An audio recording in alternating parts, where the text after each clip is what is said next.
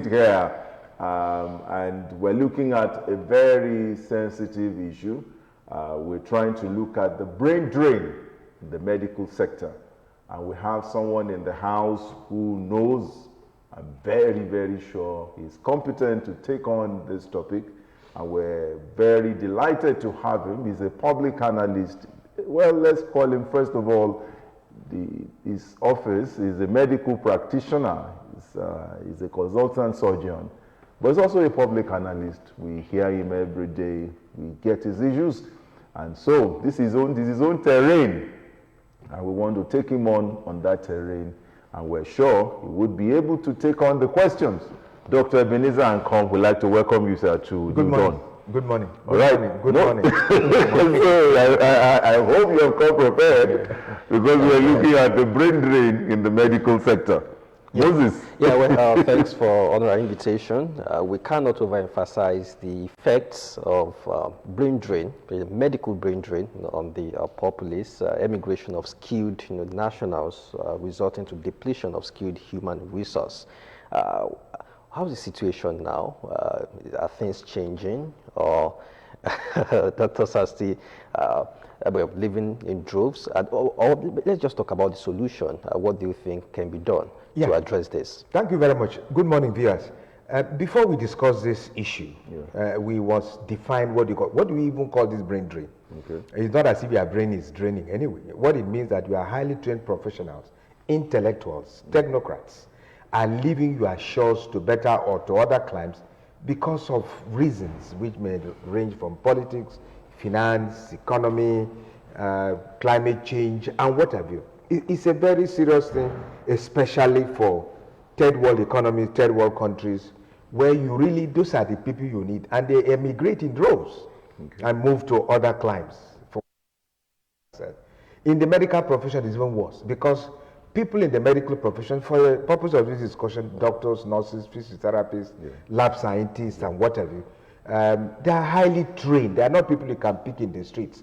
These are people who spend about perhaps every portion, every segment of their life in their profession, maybe after the normal secondary school and all that. They go into their profession and they live there for life till they die.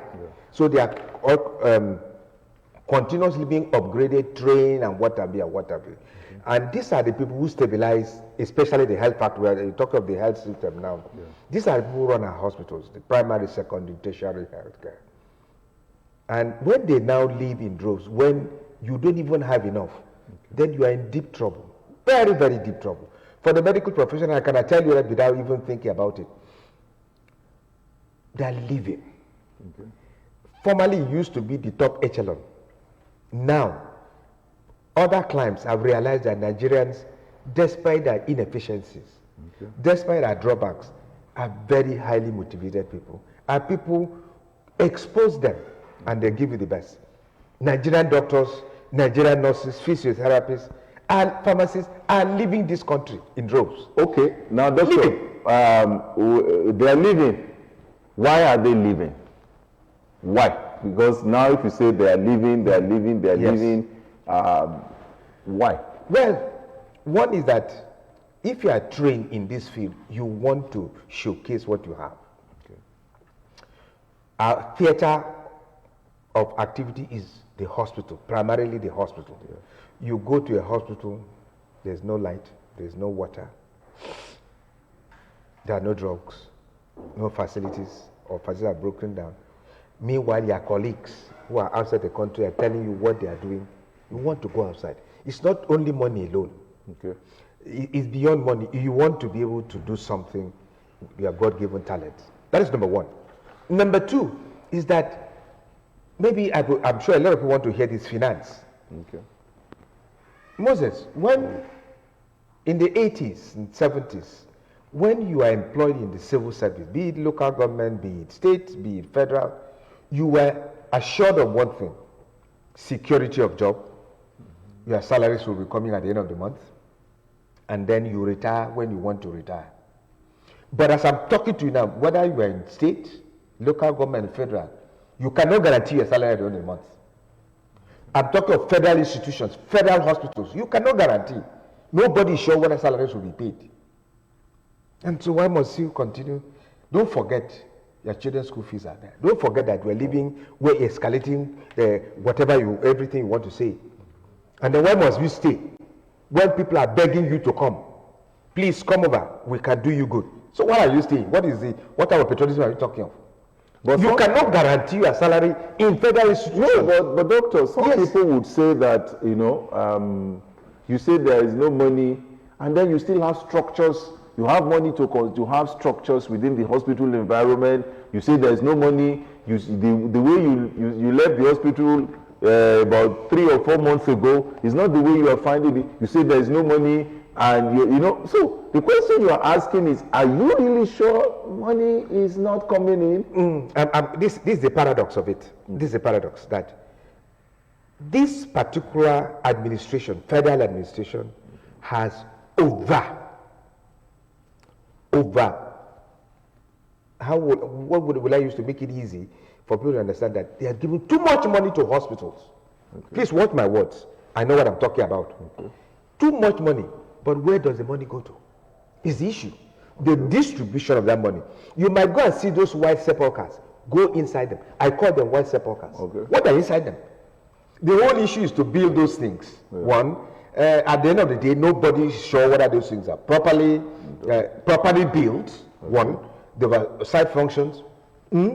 Is there electricity? Is there equipment to use in those places? And what have you? So the thing is that they have given money, so much money to hospital, but that is where it stops. And at the end of the day, you will now ask, why are you not paying salaries? Nobody seems to give an answer. As I went due. But can you not lay the blame, just a minute, Moses, can you not lay the blame on the federal government? Is it not an internal or collaboration? Because the government know the people they put in there as chief executive CEOs of this hospital. Okay. They are not allowed, you don't just allow to be there, no matter what it is. It's cabals, caucuses, who allow those CEOs to be there. And so when they hold the bull, they know the time of people to put there, and they know the people how to suck it and all that. So when you say, well, yes, money is given, but it ends there. It's not only one hospital. Yeah. Nearly all the federal institutions, all those things that are telling you they are doing this, they are doing that, go inside, go and ask whether you can do something as simple, as cheap as skeletal X-ray within 15 minutes. I can assure you, none of the artisans can give you that. 15 minutes. That is, if you had an accident, I want X-ray, 15 minutes. No way. You can't get it. Either there is no light, there is no film, there is no machine, there is something must happen. Some evil spirit must happen, if I can use that word. And that is what happens. So after some time, you start wondering, am I wasting time? Am I not wasting time? Why can't I go to start? Look, if I tell you where I am working now, how many doctors are going and are going, about to go, in the last 2 weeks, 5 left, to Saudi Arabia, to UAE, and they are just going, they are just inviting them. Come, we will give you. Come, we will. Some of them, even they're starting some of them at $4,000 per month, with every other thing free. Moses, that's what you want me to come and say, and then you shoot me with bread drink. What are you talking of? Well, but Dr. NKOM, yes. Outsiders are not the ones heading these hospitals. Outsiders in the sense that they are also medical practitioners, doctors, like yourself, heading these hospitals.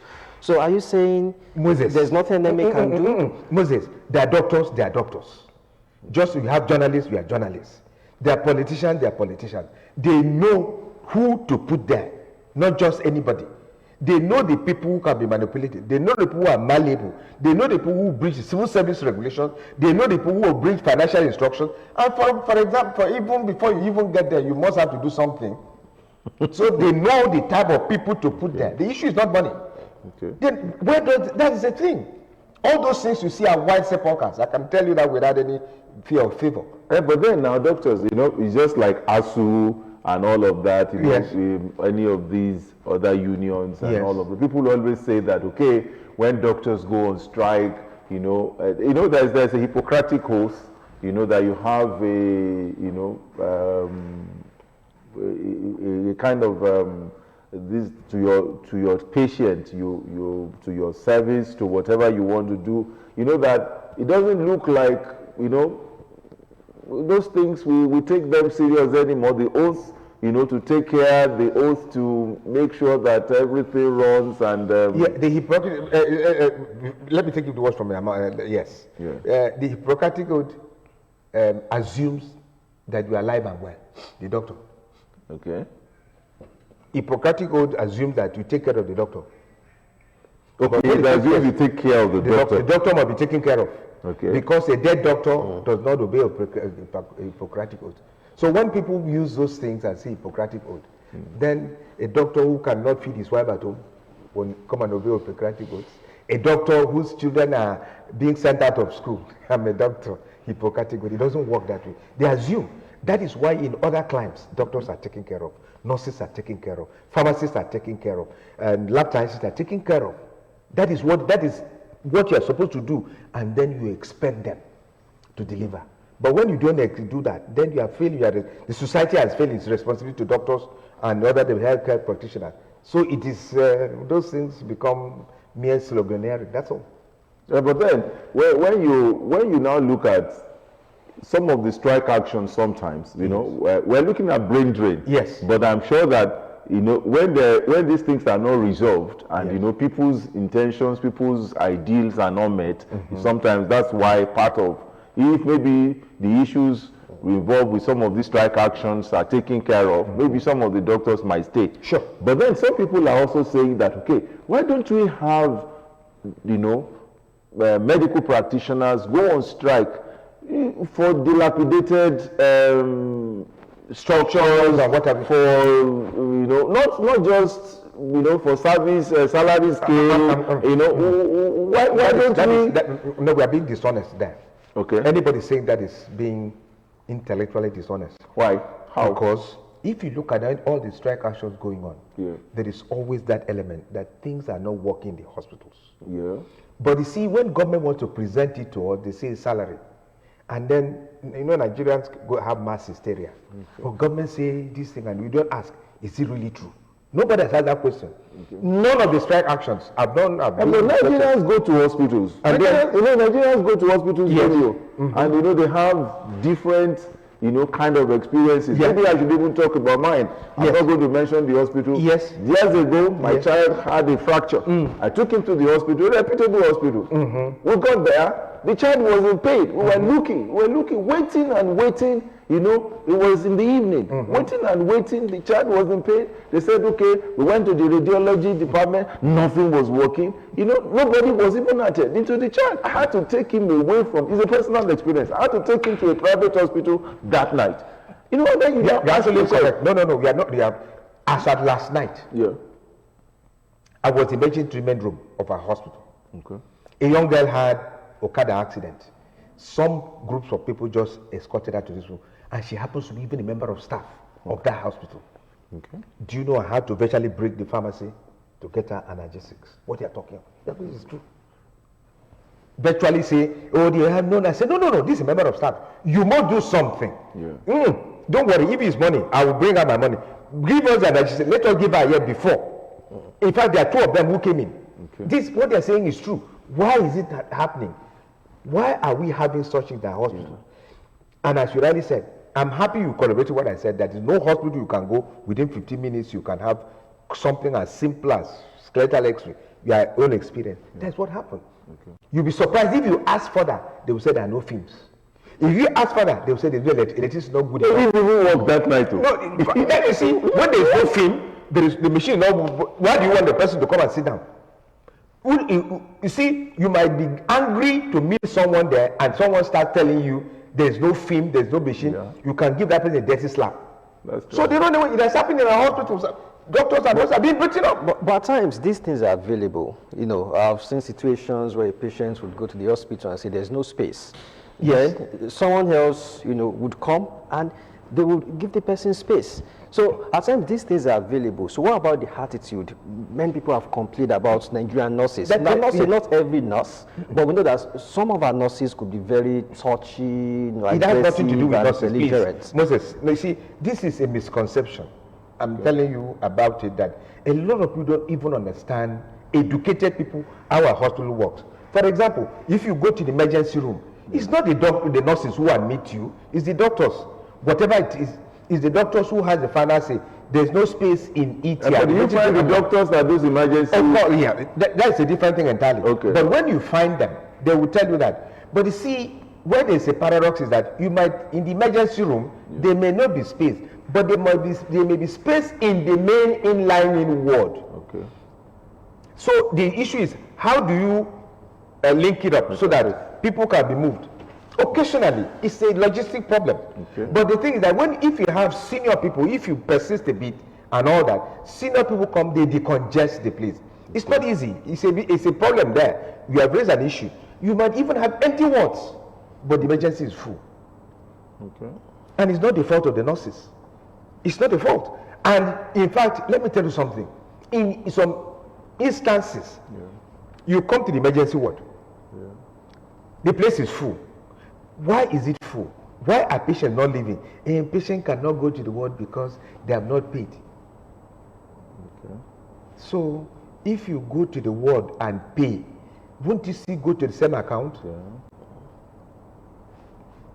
So, why don't you move? That's what I'm saying, logistic reasons. I don't want to go deeper into that because it might give you, people might not get the real sense, where I'm coming from, and we might misread the information I'm giving them. Okay. That if you are that policy issue, which is hospital based, might cause those strictures you are talking of, and then you have empty beds there and all that.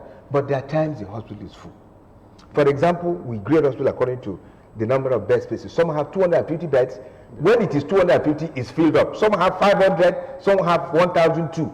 So when you have a hospital of 250 beds and you have a mass casualty in the stadium and 500 people are injured, where do you keep them? Okay. Now let's come. We're looking at brain drain. Yes. But you see, we're trying to first of all look at the situation on ground. Yes. Do a kind of a comprehensive analysis. Yes. And then we now. Yes. But then now let's come to the issue of functional hospital facility. Mm-hmm. We have our leaders every now and then they travel out of the country. Is it really difficult to have a state-of-the-art hospital, a functional hospital in Nigeria? Is it rocket science? Is it that difficult that we can't have? But then you look at the budget. There was this universal health coverage thing, and then there was also this 1% derivation, that was given for hospitals. Some money is being pumped into the health sector. Is it that we can have a functional health facility? Why is it that difficult? This is the third time I'm discussing issue on this seat. Okay. Moses was there, and the other one, yes. This same issue are asking me. But let me take it, let's go back a bit. Yeah.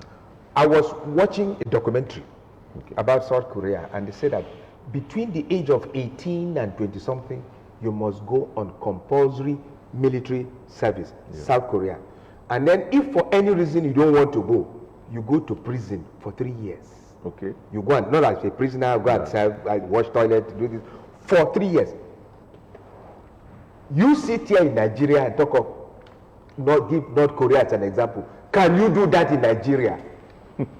Okay. You can't do that. You see, most of those people have history dating back to some centuries of things being done well. Okay.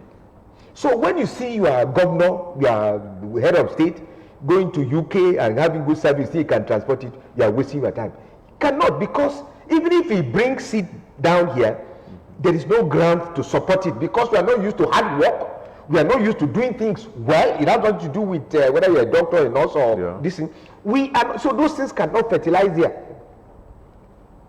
Those things cannot fertilize here. You may never know how many Nigerian doctors and nurses are now driving taxis in UK who went there to work, but because of their attitude, because of the way they were brought up here, they just chuck them out. You can't do that here, Moses. You can't do that because that's when you have phone calls and all that. There are no phone calls there, although they are manufacturing phone calls. You see, it cannot work here. Those things, when people tell you they're giving the money, one is that when you give that money, who are you giving the money to? At that time, even when the project is when a oversight function, people who come to inspect this project, what do they come to do? To collect brown envelopes. Are they really? Yes, most of those things.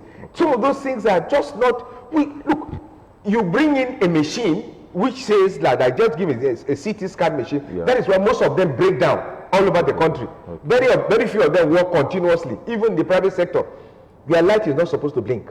Okay. Your light is not supposed to blink. It works on a narrow voltage.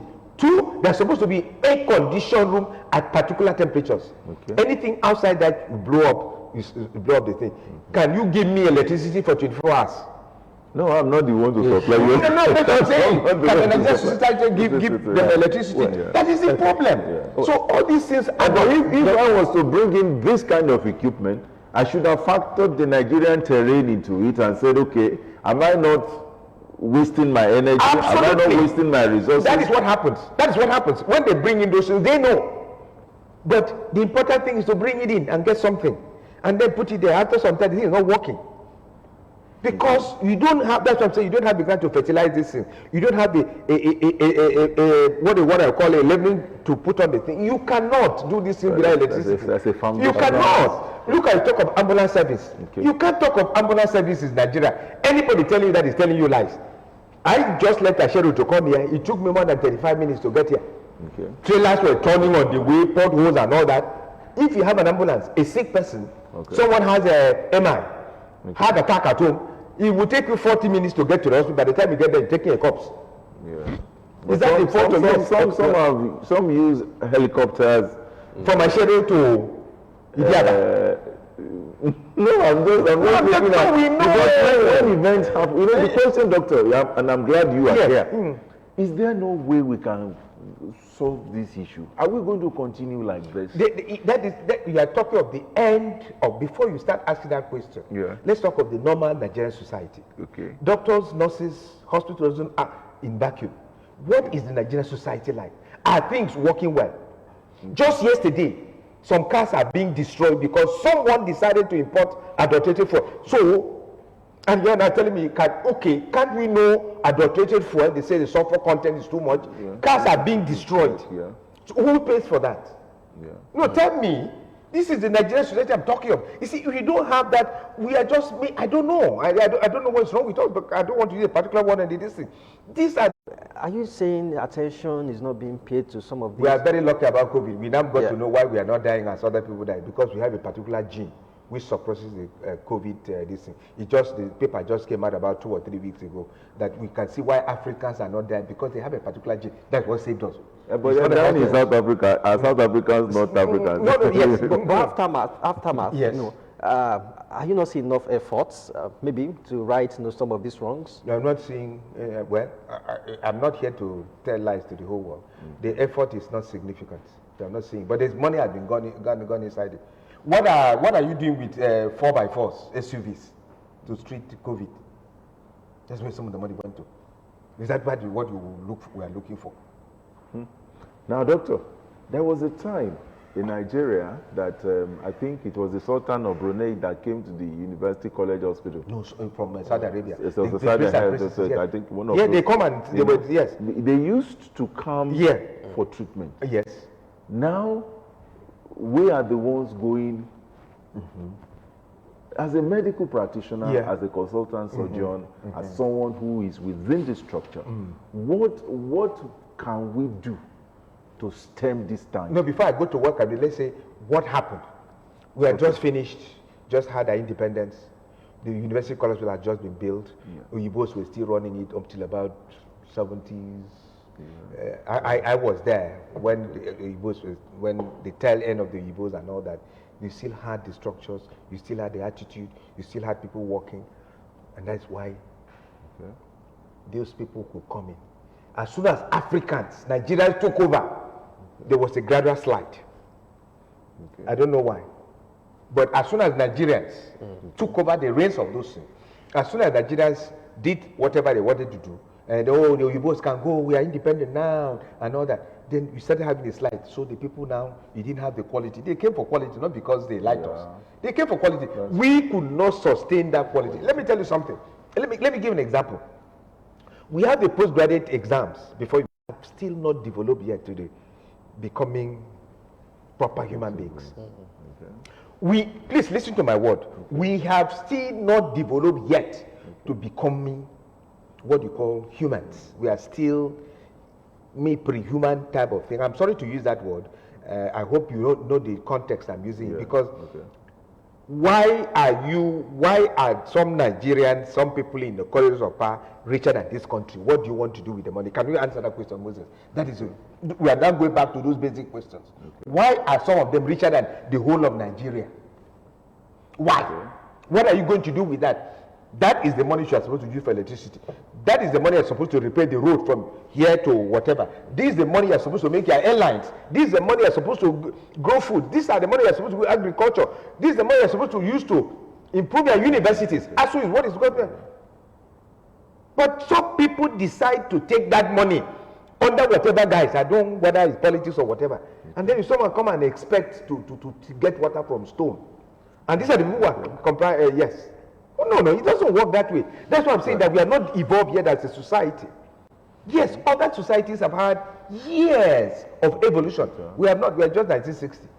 Okay. Yeah. But then Singapore was around the same time. Singapore is a monolithic this society. Okay. Singapore is monolithic. They have one religion, one this thing. How many of them? Singapore is not as big as Abeokuta and Ibadan. That is Singapore. Yes. But don't forget that they have their own culture. Their culture is that they deal with you. People are shot. People were killed. People were hung because they want the people to go. Can you do that here? You can't do it.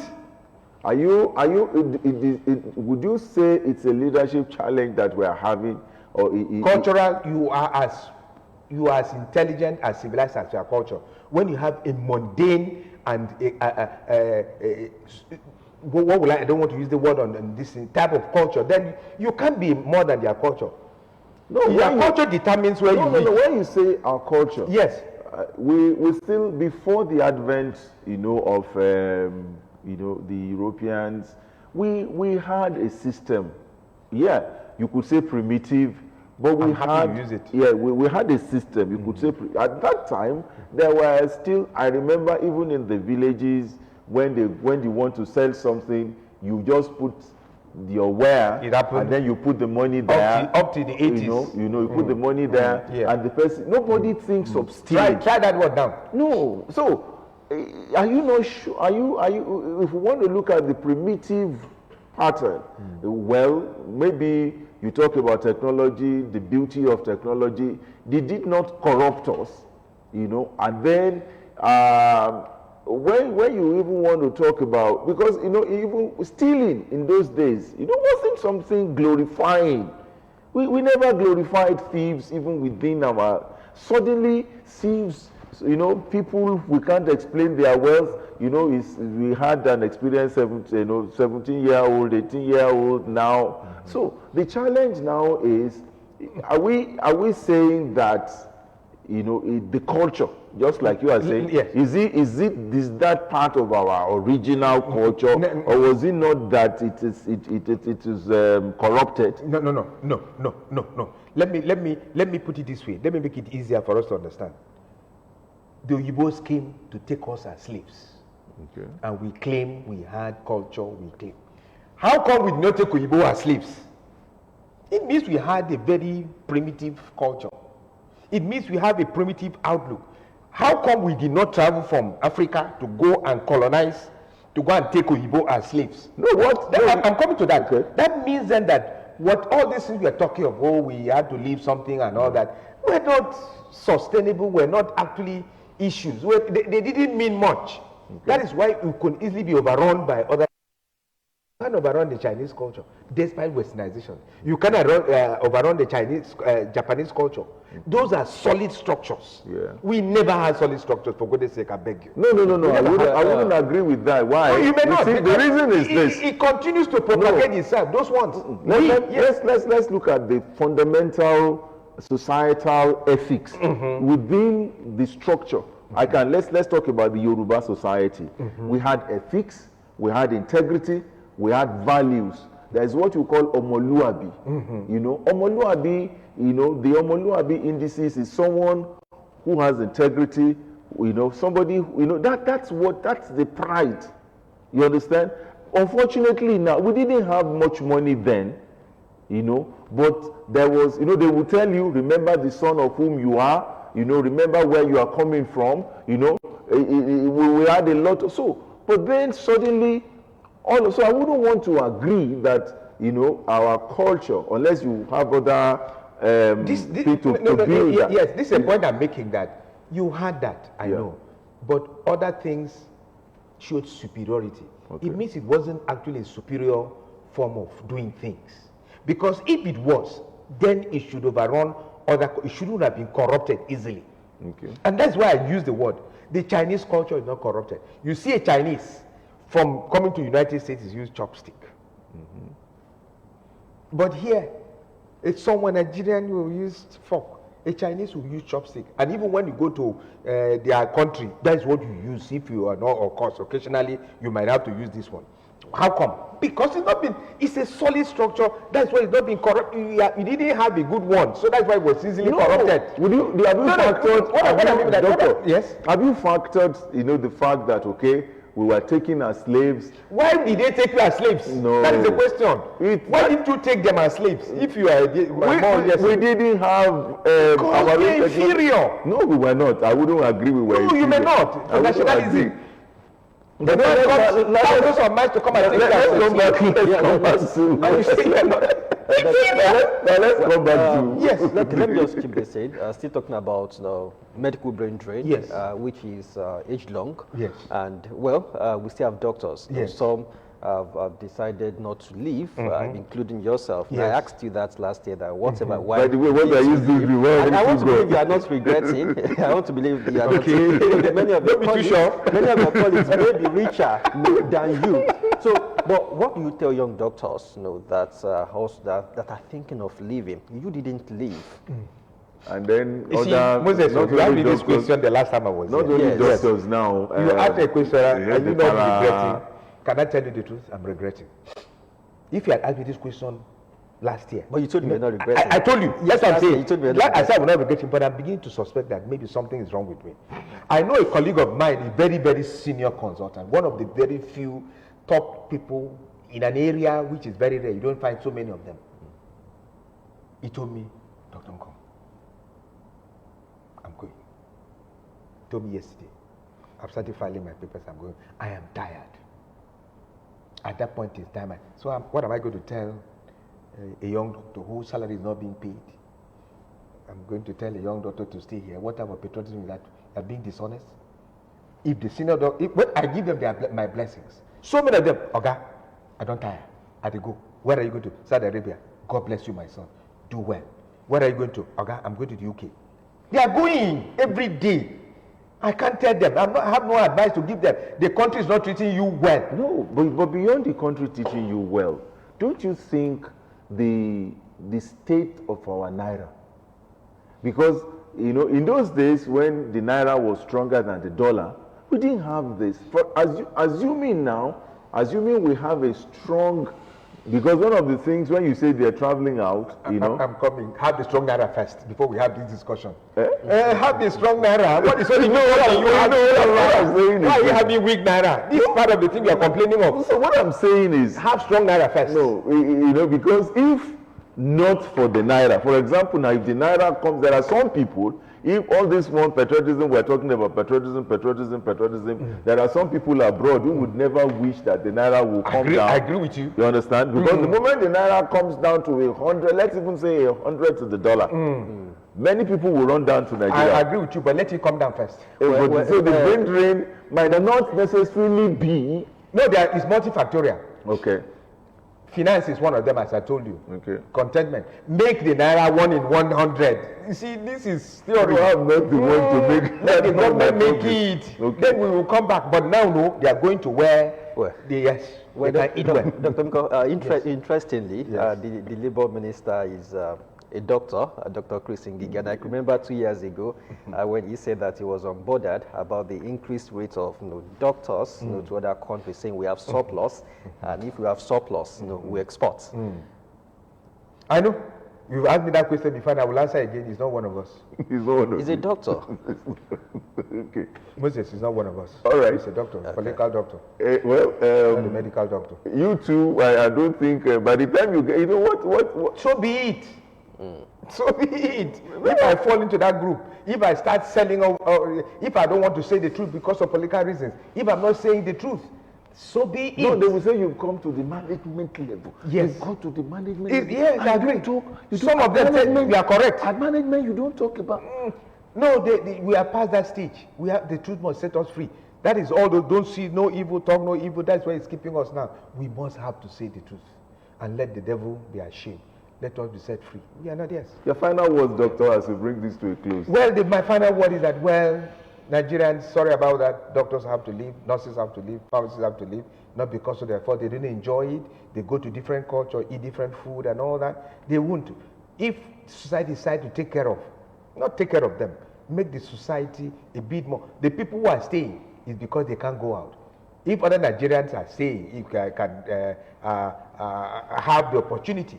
These are highly trained, as I said, highly trained people, so they're in demand all over the world. Other people will go. That's why you can't get passport again. Okay. Now, can we blend it a little? Yes. Could you give a word of encouragement for patriotism, so that at least you know?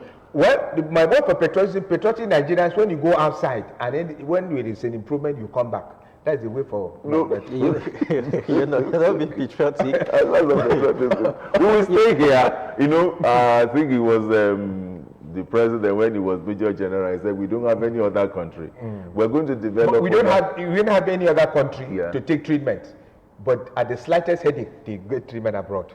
But they don't have any other country. We should stay here. We should salvage this thing together. We will salvage. But From one outside, is a global village now. So there's no boundaries artificial. That's it. You sell your intellectual property anywhere in the whole world where there is a demand for it. That's Okay. it. Well, many thanks, Dr. Ebenezer NKOM, a general surgeon. Yes, we're not done yet. We still have another session, another topic entirely. So stay with us. We'll be back shortly.